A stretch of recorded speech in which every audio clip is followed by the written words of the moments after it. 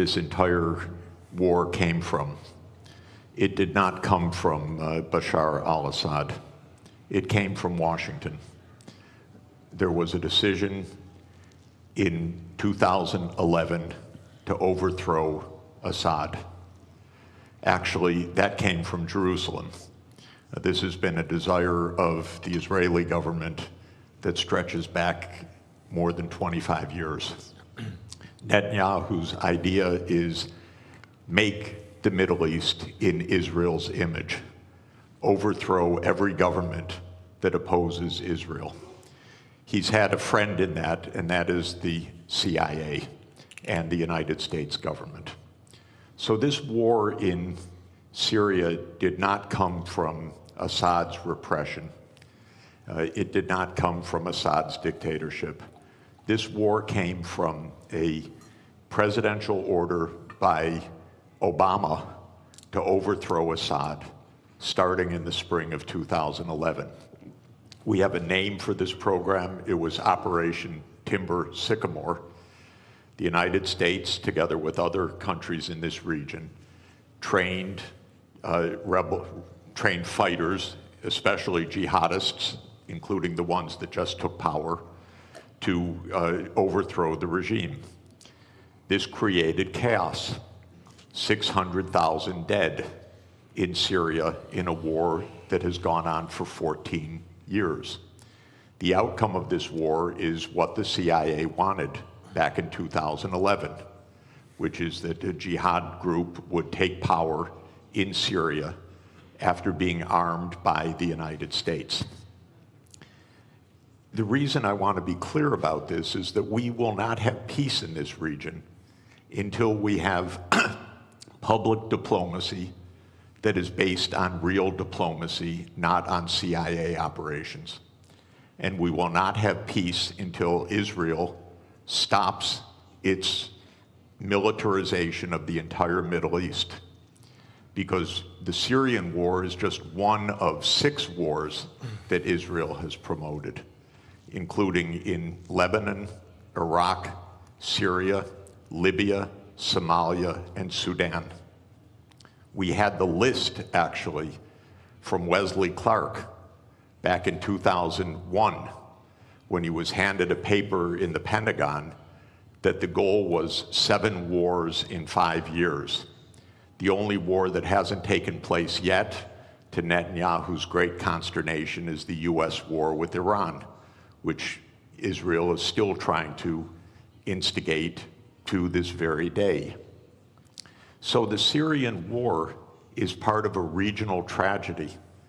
We have tragedy in Gaza, the West Bank, Lebanon, Syria, Iraq, Sudan, South Sudan, and Libya that I put at the hands of the United States government and its ally Israel, because none of these wars had to happen. These were all wars of choice. They were all wars that came from the idea of regime change operations, that the United States would determine which regimes operate in which countries. We'll never have peace in this region if outside imperial powers like the United States are dictating the terms to this region. The only way to have peace in this region is if this region is determining its own future, not outside powers. And Israel could never do these wars on its own. These are American wars. America provides the financing, it provides the military backup, it provides the naval support, it provides the intelligence operations, it provides the munitions. Israel couldn't fight for 1 day without the United States backing. Israel could not be committing a genocide in Gaza without the United States' full operational complicity. I don't mean political complicity, I mean direct, daily operational complicity. This has to end. This region has been divided for 100 years, first by the British Empire and then by the American Empire. And this is going on until today. We have a genocide going on right next door, till today. till this morning. People being wantonly killed, brazenly killed, because the United States is providing the means for this. So this is what's happening in Syria. Is the U.S. on the fence? Hardly. It's the major actor. I know, by the way, I know firsthand that in 2012, UN Secretary General Ban Ki-moon appointed former Secretary General Kofi Annan as special envoy to reach a peace in Syria. I loved Kofi Annan. I love Ban Ki-moon. I worked for both of them.